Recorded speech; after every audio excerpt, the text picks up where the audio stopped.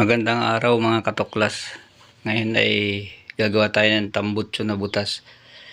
DIY natin mga katuklas. Tutuklasin natin kung pwede ba itong GI pipe palit dito sa dating tambutso ng motor na butas. At ito nga pala ang ating ginamit na binder. Ginamit ko rin ito doon sa sidecar ko, sa nagawa ko ng bagong sidecar. Bali ano ito, sprocket ng motor. Bali sinimulan ko ng pag-welding. Inuna ko yung loob para walang kasingaw-singaw. Mahirap kasi pag sumingaw nito, pangit ng tunog. Kailangan ay pulido pagka-welding ng loob. Kahit sa labas ay ispat-ispatan lang natin. Medyo mahirap nga lang po at dukutin ang loob nito.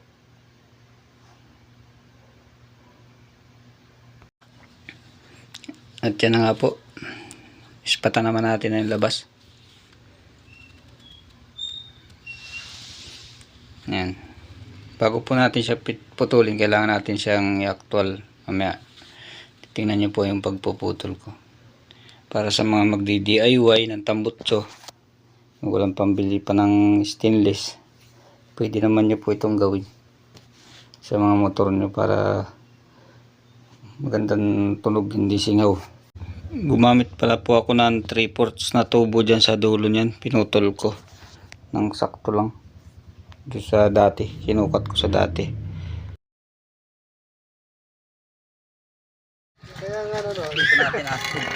Yan, ilugtong mo dun sa dulo. Yan, dyan. Ang galit siguro ni Purman sa ating dalawa. Siguro ang tao ang tuwa Sabihin mo, sa atin. mabuti na yan ang ilinagay, yung tubo mo nakasandal doon. At yan nga po, pinutol ko na yung tambutso para may actual natin do sa dudugtong natin na ginawa nating elbow.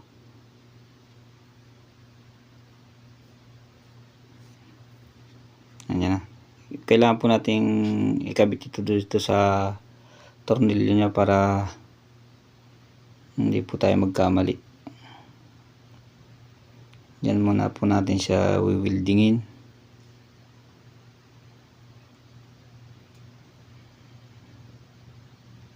Yan, panoodin nyo po para kasi pag winilding natin ang hindi naka-actual yan, mahirapan tayong kabit na yan. Pasala-sala na yan. Bago pala po kayo mag-welding, tanggalin ninyo ang fuse ng inyong motor. Kasi baka masira yung CDI. Lalo pag bago yung battery nyo, malakas ang kuryente nun. Masira yung CDI nyo.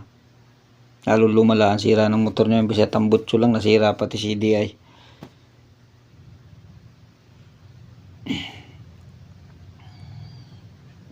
Yan na, puputulin ko na mga katuklas. Yan. Itong aking video po ay dagdag lang po, idea o kaalaman sa mga gustong mag DIY, pero hindi ko naman po pinapayo ito sa inyo na gawin ninyo kasi may nabibili namang elbow, may nagagawa din naman po sa mga shop ng elbow. Ito po ay para lang po makatipid sa budget, pang budget meal. Yan, sabi nga ni McDo. Medyo luwag po siya.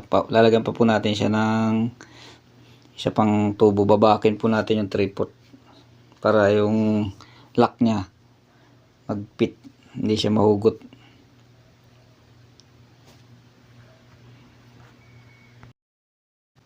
At yan nga po mga katuklas. Bali, dinubli ko po yung dulo para hindi mahugot ang lock sa block. Pag maliit po ay singaw. Kailangan po fit siya doon sa butas ng paglalagyan ng tambutso. Dali lang naman po siyang gawin. Basta tsaga-tsaga lang. Yung sinasabing tsaga, lagi nating kasama.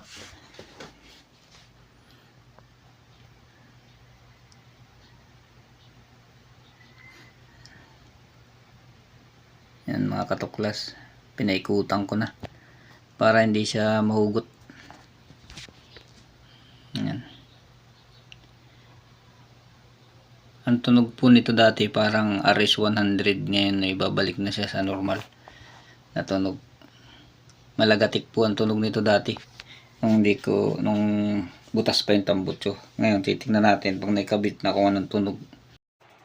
Kailangan ang tunog nito pang big bike, yung 400cc, para pwede nang idaan yung tambutso sa expressway.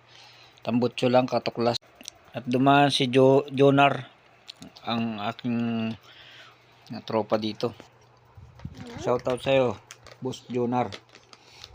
Sana marami pa tayong hakuting lupa para meron tayong hanap buhay.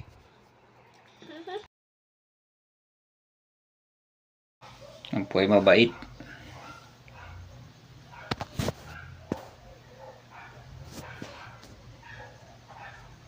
Pero kailangan po natin siyang tiktikin para makita natin kung kumapit ba. Baka mamaya ay hindi pala, tapos pag nananakbo na tayo, naiwanan yung tambutso. Yan, babawasan po natin siya para umabot yung ating tornilyo. Kasi pag hindi natin siya binawasan, ay dulon-dulo lang abutin yan.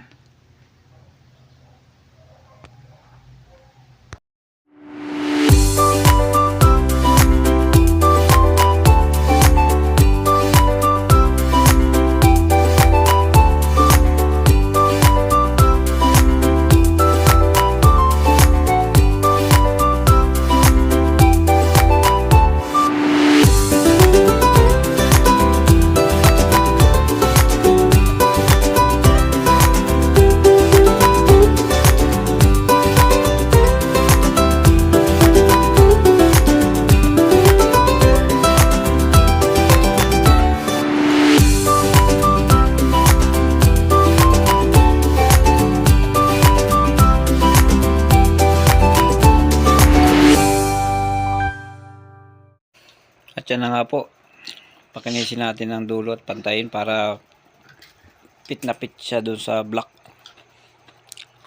para walang singaw.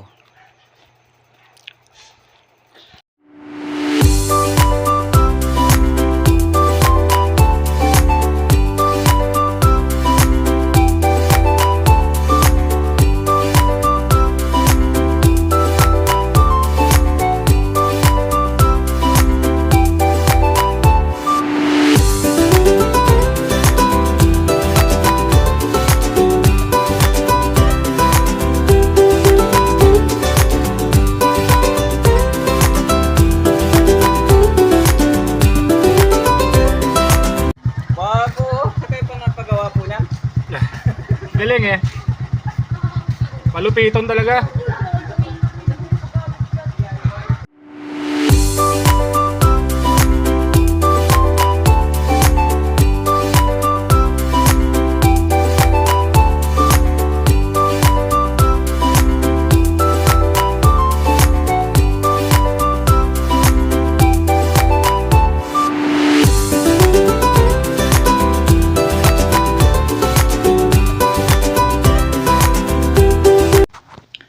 Ispatan lang po natin sa dugtungan bago natin siya ipo-full weld. Tatanggalin po ulit natin siya dyan para naka-actual po siya ng sukat. Kasi pag hindi natin siya in-actual, baka sumala. Mahirapan po tayo, magpuputol po ulit tayo ng panibago. Bali, yan po ay ispat lang.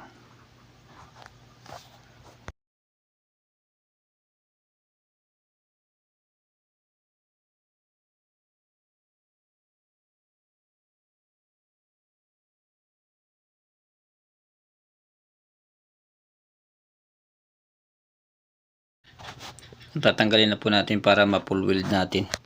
Mas maganda pong mag-full weld pag nakakalas.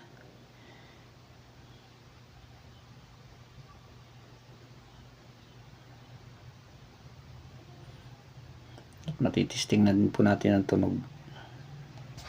Kailangan maganda ito.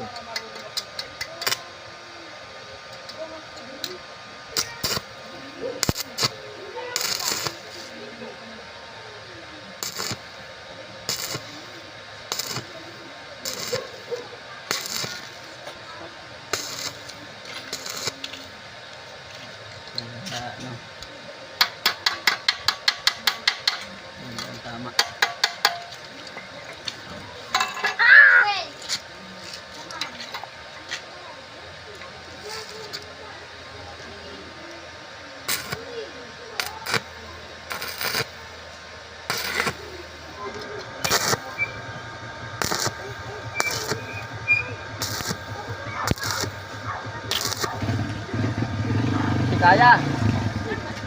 Mabigat. Pare, mabigat.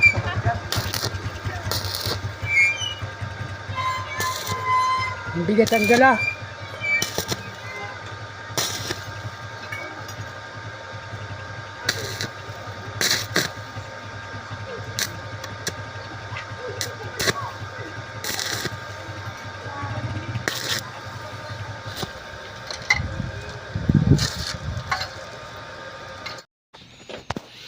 Please subscribe my YouTube channel, like and share para sa mga bago ko pang tutuklasing mga video na i-upload. Thank you po sa inyong panonood and God bless you po sa inyo.